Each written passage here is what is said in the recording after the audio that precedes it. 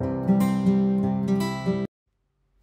aujourd'hui on se retrouve pour une nouvelle vidéo. Alors ça va être un tuto comment faire des extensions en gel avec la méthode des chablons. Donc tout simplement on va venir raccourcir le bord libre. Moi c'est vrai que je le lime arrondi, c'est beaucoup plus facile pour qu'elle ait chablon. On dépoussière, ensuite on va venir griffer la plaque. Alors c'est important que ce soit toujours dans le même sens, histoire de bien ouvrir les écales, au lieu de ouvrir fermer quand on passe à différents sens. On dépoussière bien. Dépoussiérer de temps en temps va nous permettre de voir s'il nous reste des surfaces brillantes sur la plaque d'ongles. Il ne faut pas qu'il en reste, sinon vous risquez d'avoir des décollements. Une fois après avoir vérifié et que ça me convient, je vais passer au cuticule. Donc j'ai zappé cette étape parce que j'avais déjà fait une vidéo spéciale cuticule. Donc une fois que tout est fait, je vais venir retirer la poussière et en même temps déshydrater ma plaque avec le Nail Prep.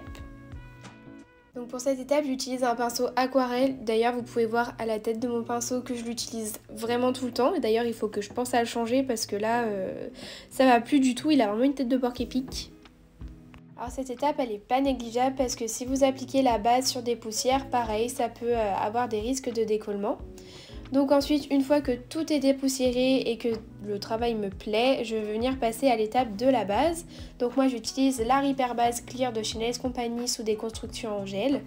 À l'heure actuelle où je fais la voix off de cette vidéo, ils ont sorti la Repair Smart. C'est la même mais en version beaucoup plus liquide et c'est vrai que moi j'apprécie beaucoup plus d'utiliser la version liquide sous les constructions en gel, ça évite de rajouter une surépaisseur. Donc du coup, comme à l'écran, vous voyez que j'applique la base de partout. Je me sers des coins du pinceau pour aller vraiment sur toute la plaque. Donc moi j'utilise les chablons de chez Nails Company, donc ils sont prédécoupés. Donc je viens déchirer et venir coller les petites ailettes. Alors c'est important qu'elles soient bien collées en face, donc prenez votre temps sur cette étape. Je vais venir ensuite placer mon chablon sous le bord libre. Alors vous verrez, là j'aurai pas besoin de découper, mais c'est vrai que des fois si le chablon n'atteint pas les points de stress, il faudra le découper pour ensuite effectuer les découpes qui vont suivre juste après. Donc une fois que le positionnement me convient, je vais venir resserrer le chablon pour qu'il tienne bien au doigt de la cliente et venir faire une petite découpe sur chaque point de stress pour faire un ongle un petit peu plus fin et le faire à la taille de la plaque de l'ongle plutôt qu'à la taille du doigt. Donc je viens effectuer cette petite découpe de chaque côté, je repère bien où est mon point de stress et je coupe à ce niveau-là vers le bas.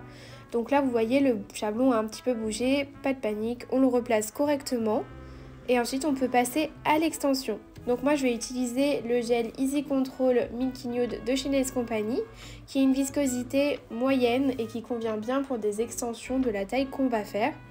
Donc là je l'applique au pinceau liner, je trouve que ça faisait un petit peu plus précis étant donné que la cliente voulait une amande assez fine. Mais vous pouvez très bien faire cette étape avec le pinceau gel. Donc là sur mon chablon, je vais placer mon gel de sorte à ce que la forme soit déjà prédessinée. Ça raccourcira un petit peu le temps de l'image et ce sera beaucoup plus simple par la suite. Je n'hésite pas à venir repincher le chablon. Donc là pour le coup ma cliente voulait vraiment une amande assez fine, presque un stiletto, mais tout en restant amande, donc je viens le pincher. Je vous remonte l'étape du chablon sur l'autre doigt pour que ce soit bien clair. Donc je viens placer correctement mon chablon, le fixer. Quand le placement me plaît, je vais venir coller et serrer le chablon pour que ça tienne au doigt. Et ensuite je vais effectuer mes petites découpes sur les points de stress. Donc il faut être assez délicat avec la petite pince pour couper parce que c'est vrai que le chablon a tendance à bouger assez facilement. Surtout que là, étant donné que c'est une amande, je le place légèrement vers le haut. Donc il y a un peu moins de points d'accroche. Alors moi, avec ce gel, c'est vrai que là je fais pas à pas parce que c'est une vidéo. Mais en temps normal, avec ma cliente, je vais venir mettre les chablons sur les 4 premiers doigts, donc de l'auriculaire jusqu'à l'index inclus. Je vais venir faire mes extensions en même temps, ensuite catalyser, je retire les chablons pour que ce soit plus confortable pour la cliente. Donc pour retirer le chablon, c'est vrai que l'étape n'a pas été filmée parce que je pense que la caméra a dû être coupée à ce moment-là. Je vais venir pincher sous l'extension et le retirer délicatement vers le bas pour éviter de casser l'extension. Une fois les extensions catalysées 60 secondes, je vais passer à la construction. Donc c'est le même principe qu'une pose sans l'image que vous avez déjà dû voir sur ma chaîne YouTube. Je vais venir faire une couche de lissage et ensuite appliquer ma boule de gel et venir la répartir correctement sur l'entièreté de l'ongle. Alors ce qui est bien avec le gel Easy Control de chez Nails Company, peu importe la couleur, c'est qu'il est auto-égalisant, mais vous avez quand même le temps de travailler votre construction, c'est-à-dire qu'il ne va pas couler tout de suite comme dans les cuticules, comme par exemple le All-in-One de chez Nails Company qui est beaucoup plus fluide. Il est sympa à travailler, mais il ne faut pas traîner, alors qu'avec le Easy Control, vous avez un petit peu plus le temps. Donc je le recommande pour les personnes qui débutent et qui veulent quand même travailler en auto-égalisant. Donc je vérifie qu'il n'y ait ni creux ni bosse et je vais venir retourner la main de la cliente pour jouer avec la gravité et aider le bombé à se placer toute seule. J'hésite pas à travailler la matière à l'envers. Alors autant les extensions je fais toute la main d'un coup, autant la construction je catalyse quand même doigt par doigt parce que même si c'est un gel qui va pas couler vite, le temps de faire les autres doigts ça risque de couler. Donc on prend qu'il n'y a pas de risque et on fait doigt par doigt. Donc là toujours pareil, je vais venir faire ma couche de lissage et venir appliquer ma boule de matière et l'étirer délicatement jusqu'au bord libre. Alors il ne faut pas être trop rapide pour éviter les bulles d'air, ou même si vous tournez trop par exemple dans le gel, vous risquez de créer des bulles d'air où vous n'allez peut-être pas forcément le voir tout de suite, mais après l'image ça va faire des trous et du coup vous êtes obligé de rajouter du gel, etc. Et c'est vrai que c'est une étape qui peut faire perdre pas mal de temps sur la prestation. Une fois la construction faite, je vais venir dégraisser mon gel avec mon cleaner. Et on va commencer l'étape du limage. Alors là, comme on a bien découpé notre chablon, on va pas avoir grand chose à limer. Donc je vais déjà limer les côtés de façon droite et ensuite affiner sur les côtés. Alors il existe différentes techniques de limage, notamment le limage diamant. Moi je sais que je pratique un peu le limage à ma sauce. C'est pas forcément ce que les formatrices conseillent, mais c'est vrai que je le fais à ma sauce. D'abord je vais venir remonter les ailettes, ensuite affiner les côtés, travailler la forme de l'ongle, donc comme je fais là actuellement, et ensuite je vais repasser pour affiner les côtés.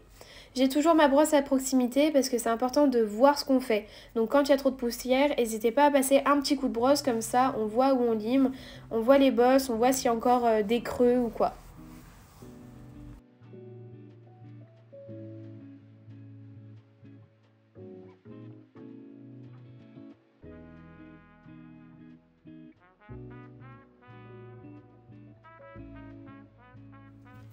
Donc là ça y est, la forme me convient, je la regarde vraiment dans tous les sens, à l'envers, à l'endroit, j'hésite pas. Ensuite on va passer au second doigt, donc pareil, je vais m'occuper des petites ailettes sur les côtés et ensuite venir affiner les côtés. Donc comme on avait bien effectué la pose de gel, c'est vrai qu'il n'y avait pas grand chose de limage.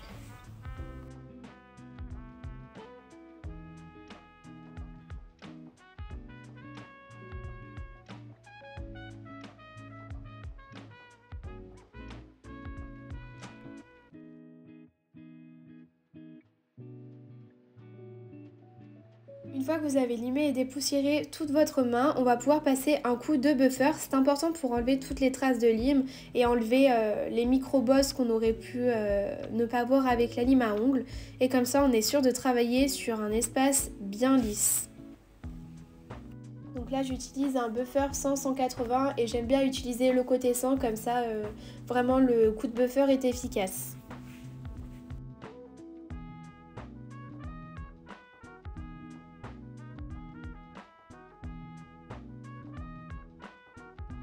C'est déjà la fin de la vidéo, donc voilà, vous avez vu comment je procède pour faire mes extensions en gel. Pour la vidéo de la semaine prochaine, je reprendrai cette pose et je vous montrerai comment effectuer une pose de couleur parfaite sous cuticule sans pour autant avoir utilisé la manucure russe. Moi personnellement, j'ai fait une manucure combinée sur ma cliente. Donc voilà, j'espère que cette vidéo a été assez explicative. Après, n'oublions pas, les vidéos YouTube ne remplacent pas les formations. En attendant, moi je vous fais plein de bisous et je vous dis à dimanche prochain.